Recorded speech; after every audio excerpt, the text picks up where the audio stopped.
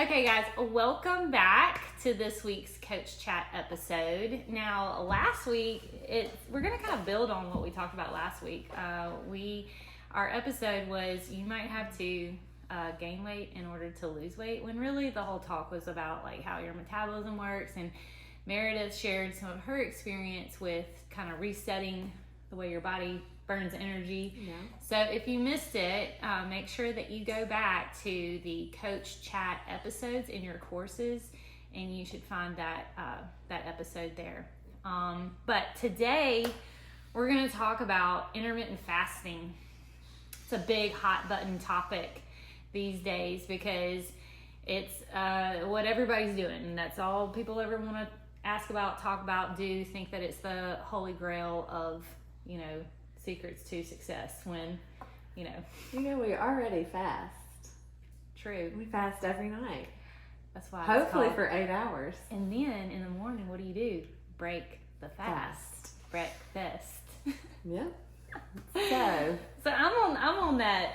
12? I don't even know what that would be if I stopped eating at. I don't know if I could make myself stop eating at dinner. We have activities and they're up, and so everybody comes home and they've eaten and they want to come back and eat more. Right. First dinner Including and second dinner. me, yes. I go first dinner and second dinner. Bishop eats at 4 and then. and really, if you're eating like a normal meal that you would eat portion sizes and all, I mean that's 3 hours later, so or longer. So be okay. You should be hungry by then. Anyway, so intermittent fasting is it's a diet strategy that a lot of people have kind of hopped on the bandwagon and had results with. But we always say every diet works. They all work. Because if you do something, if you change a variable and you stick with it for any consistent amount of time, something is bound to change. And so all diets work. The real question you need to be asking yourself, does it work for your lifestyle? Is it something maintainable that you can do forever? And how's that going for you? Exactly. If you're having success at something and you feel really good and you're thriving, then it may work for you. Mm-hmm. Me, who has tried everything, I wanted it to work for me because it would be easy to not eat breakfast. Right. It's a scheduling thing. Yeah. But, of course, in the long run, this is another thing that backfired on me. And so when people ask us, is intermittent fasting, good to do? When I asked that question on our social media, most people came back asking, should I do it? Should I not? What are the benefits? Why would I do it? And it really depends on the person. But I would say the only reason people should do it is if for some reason it works for their schedule, but they are also eating enough calories and macronutrients. And quality calories. So the problem that people run into, specifically, I find this more in women, is that they narrow the window of eating. So what is intermittent fasting? It's basically you're giving yourself a window, a period of time during the day of where you can eat. And during that window, you should be eating enough calories to sustain your activity and the functions of your body. Now, when you constrict that window, so say for example, you're like, oh, I'm not going to eat breakfast. I'm going to eat my first meal at 12 o'clock, and then I don't eat past 6. Okay. So if you're narrowing the window, then essentially you are controlling your intake. Creating a calorie deficit. Creating a calorie deficit, so you don't have as many opportunities to eat. Sure. So essentially you're cutting out a meal, so then you're cutting out calories, and if you do that for any period of time, at least in the beginning, yes, there's going to be change. So then automatically people are like, oh my gosh, this is amazing. This is the secret to everything that I've ever wanted. When in reality, you can create nutrient deficiencies and just chronically undereat. Yes. You know, which is something that people do in other diet strategies. Yes. Because it's this continuing current in the, you know, heads and mindset of people that they just think they need to eat less. Or not eat. Or not eat. Yeah, that's what I'm saying. Like, or not eat. If I could all. just not eat, then I could have the body that I wanted. Right. But in reality, you need nutrients. That's you need food to make your stuff. You need food to make your body. And I feel like intermittent fasting opens the door for binge eating. When you haven't eaten and you are ravenous and hangry, when you get home and you don't have food prepped, what are you going to eat? The are you easiest going to thing eat that you want. the garbage snacks that you have, you know, for lunch boxes and whatever's out on the counter? I mean, if you have that kind of stuff in your house, that's one of the reasons I can't have that kind of stuff in my house all the time, because if I'm not prepared, like, that's what I will eat. Yeah, I think anybody is like that. Nobody's immune to that. So I feel like you have a tendency, intermittent fasting, to not eat the highest quality foods. Or you feel like, since I didn't eat all day, maybe I can have all of this, but then you don't realize how much fat and that's everything that's in. That's what happens with binge eating, binge eating and then go into other, like, you know, processed foods for it. You know, it's your brain and your body has one goal, and it's to feed it because it's hungry. And the fastest way to get that energy is to eat processed foods.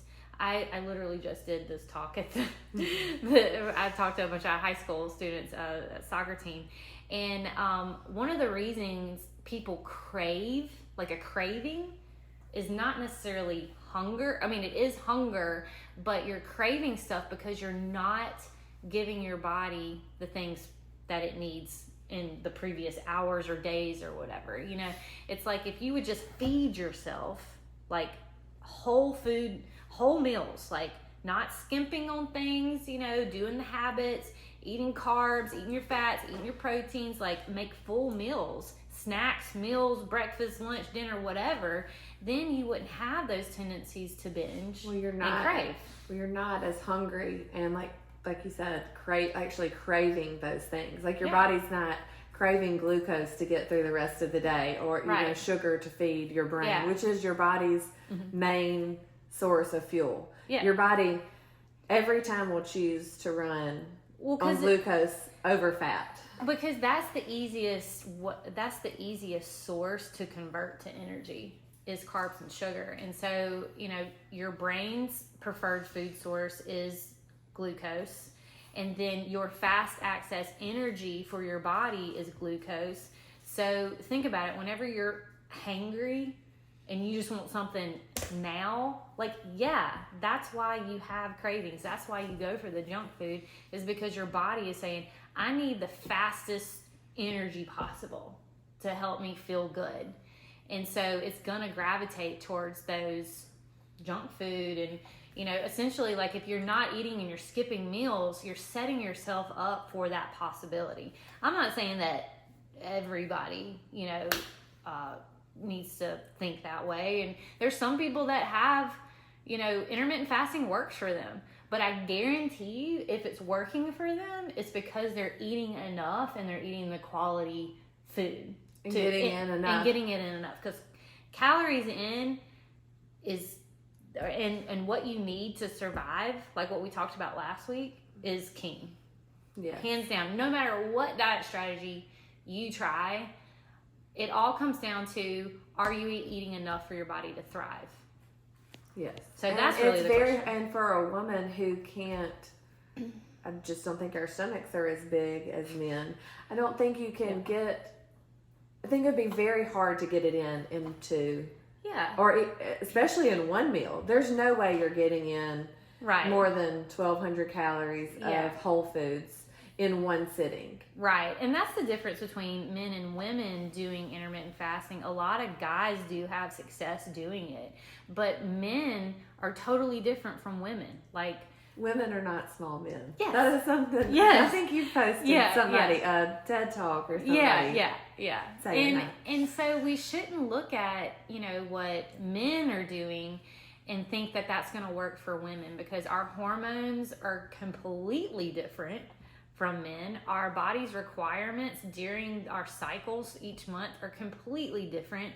And when you undereat, we talked a little bit about this earlier. When you undereat, that is a stressor that creates more stress on the body. And with ever fluctuating hormones, like, that's just like asking for disaster, in my opinion, if you're not eating enough. And so that goes back to, when you restrict the window that you're eating, most women do end up under eating when they do intermittent fasting. And then that means chronic dieting and then the cascade of metabolic problems.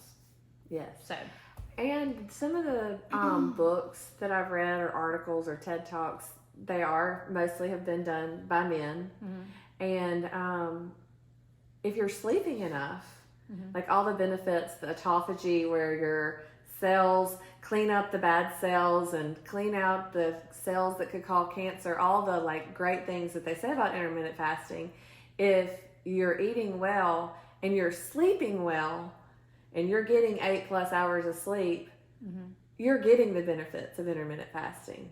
Yeah. If you're focusing on your sleep as well, because you could technically fast the 10-12 hours to restrict your window while you're sleeping, and your body could do that then, and you wouldn't have to fast during the day. You could wake up and eat breakfast and have your body fueled for your workout in your day, and everything all the other stressors that are going to come your way during that day. If you're in a fed state, your body can handle all of that much better, can bounce back. But it still goes back to, they ate enough. Yes. To recover and thrive and then sleep, and they're in that window of sleep, which repairs the body, and then now they're ready for the next day. And for most people, 1,400 calories is not enough. No, not enough for a human. That's barely enough for your toddler or your small child. And so, as we mentioned last week, we talked about basal metabolic rate, the amount of calories that your body requires just to exist, like sit here, breathe. And if you didn't move throughout the day, like that, what's that calories? And so then when you put in a diet strategy that restricts even that, maybe for a time, like I said, all diets work for a time period, but there's gonna come a point where, number one, you get too hungry, and number two, is too complicated for your schedule, and then number three, if you go for it for a long period of time, you're gonna hit a wall where your body's like, I'm done. I'm done. And then, if you're a normal human and you enjoy to socialize, I feel like I always set myself up for failure there. I could do it for so long, and then you went to a party and there were drinks and you're having fun with your friends, and you really end up crushing your calorie deficit because you've been restricting all week, and it's the weekend and you want to let loose. And we've talked about this in Clean Kitchen for years. Your weekend is basically almost half of your week. And if you're sabotaging yourself that way but don't realize it, then that's where frustration comes in, and then you just totally drop you don't have any motivation to move on. Yeah. And so that's a question that we always ask people, like when they're doing any kind of diet strategy. Well, how's that working for you? Are you sleeping well? Are you do you have energy, or are you pooping well? Yeah, are you going to the bathroom? All these things, like if your digestion is not working properly, that's a sign of undereating. If you're not sleeping well, that's a sign of, high cortisol, stress, hormone disruption, throughout your day. There's a whole cascade of things that go into play when it comes to how your body is functioning and thriving, that it doesn't make sense to me if you're already not eating enough or don't even know what good feels like, like what your body is supposed to feel like. It doesn't make sense to me to say like, oh, I need to restrict my window to eat even less. Or if that's not even like your goal, or like you're not realizing that's what you're doing, why restrict your window? Like, if it makes you miserable, like, if you get a headache or something by mid-morning because you haven't eaten breakfast, but you're like, no, I gotta stick to my 12 o'clock. I cannot have my meal for 12 o'clock. Like, why? Like, why are you doing that? Obviously we're not super fans of it because I don't think it fits well with just regular people, like your everyday person needing to learn how to like eat just food and not feel guilty about food. I feel like it's kind of another disordered eating trait when you're telling yourself, I cannot eat breakfast, or I can't eat past 6 o'clock. Yeah. Like it's just one of those things where it creates that unhealthy relationship with loop food. in your head that, if you're not a person that if you're a person that chronically tries every diet, like, no, I do not think intermittent fasting would benefit you at all. Like, you would be better off just learning how to eat the habits and learning how to feed your body, no matter what the time domain is. So you mentioned that women, we'd have a hard time eating that amount of calories in that certain window. Well, that's why I think that the meals throughout the day, particularly for women, work better, because we're able to eat more of like what our body needs instead of restricting.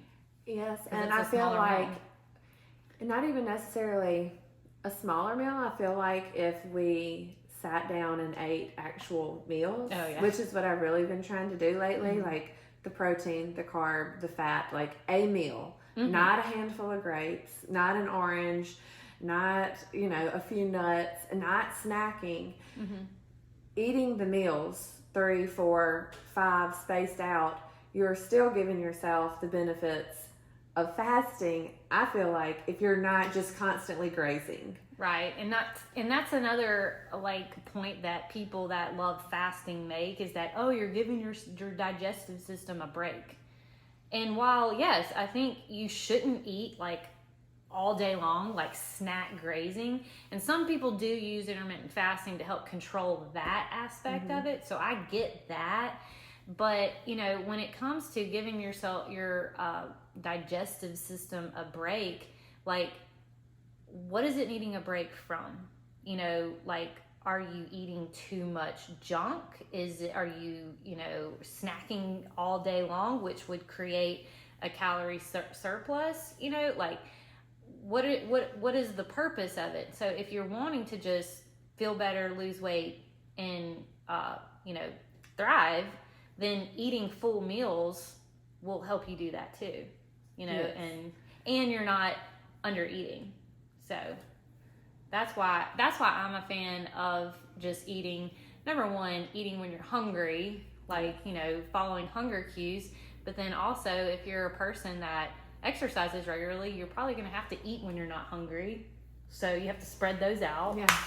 Because your, activity's too high. Like, there's all kind of different factors. So we can't say like intermittent fasting, sucks, but then I also can't say intermittent fasting doesn't work for some, because, like I said, sometimes a person's schedule, that's just how it happens, like where they skip breakfast.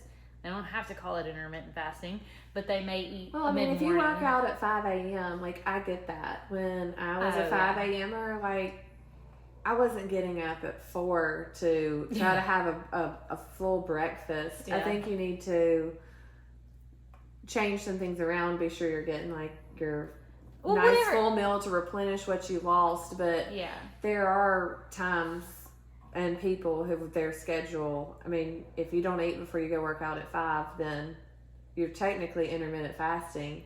But on a fasted workout, which that's another thing people are like, I should do a fasted workout. No, actually, if I had the choice, I would always eat before, because especially like an hour or two before a workout, because what you eat before is going to help fuel the activity. So if you can't train, if you're fasted all the time, and under eating, you can't give your workout. You can't give full. and you won't build there. So you already aren't giving yourself the building blocks to even like repair muscle, and then you go strip your muscle and tear it apart in a workout fasted, and you think that you're going to be a little badass and be ripped and shredded. No.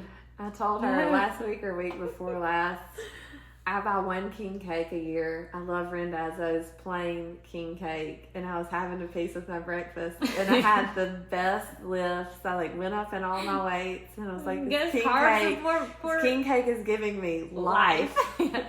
And I mean, I didn't go buy another one. I didn't continue adding it to my breakfast, but while it was there, I added it in, and I felt really super strong in my workout. If you're working out in the AM, like, it's doing yourself a disservice to wait until, later in the day to fuel your body. I mean, now, I'm not saying that the exercise window, like the post and prior window of exercise is end all be all, but I'm just saying, like, that's when you need your energy the most.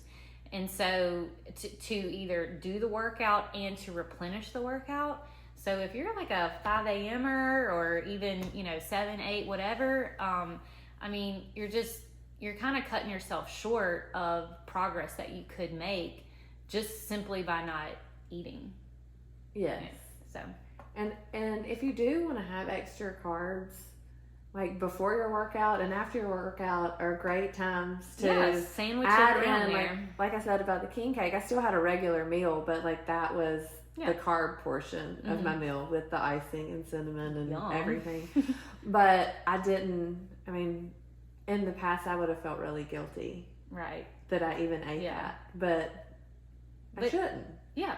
Because it's not that those foods aren't allowed. It's just your habitual, like the majority of your food is, good. The good 80-20. stuff. 80-20, that's what we're out. So I think that we'll wrap it up there. Yeah. That was our take on intermittent fasting. So just, if the points that we made, intermittent fasting isn't necessarily good or bad. It could work. We're not saying that it can't work. But for the majority of people, you really don't have to get that strict and complicated with your food. You simply just need to learn how to eat enough food. It all goes back to basics. It really does. And so and I'll make this last point, but any diet strategy that you do end up trying, at the foundation of it, if it's not encouraging you to eat more whole foods and enough calories, if it's restricting calories by a lot, you need to just go on. Like, don't even look at it. Like, that is not how your life is going to play out. You will never stick to it. The only way that you can stay healthy for life is if you create a foundation of eating whole foods, moving more, and not feeling guilty when you do eat something like king cake, and sleeping. That's the secret that nobody wants to say. It's not something that sells. No. You can't just market regular boring stuff. Do the basics over and over and over again for the rest of your life, and then you'll be a badass. Yes. And that's it. That's the secret. Hard work. Slap that on a package and put it in a box.